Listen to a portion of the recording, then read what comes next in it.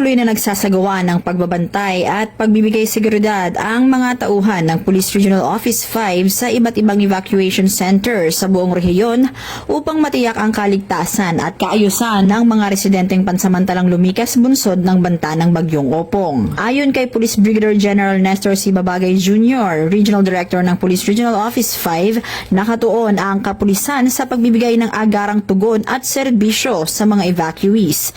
Bilang bahagi ng kanilang tungkulin ay aktibong nagpapatrolya ang mga tauhan ng kapulisan sa loob at labas ng mga evacuation center.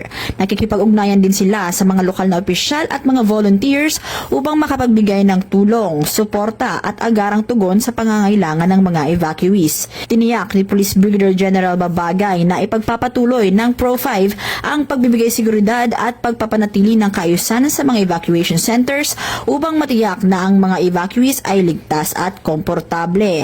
Samantala, nananawagan din ang kapulisan sa publiko na makipagtulungan at sumunod sa mga alituntunin at regulasyon sa loob ng evacuation centers upang mapanatili ang kaligtasan at kapakanan ng lahat. Mula dito sa Bicol Region, ako ang inyong PNN correspondent, Staff Sergeant Irene Hanitri Abad, alagad ng batas, tagataguyod ng Balitang Pulis.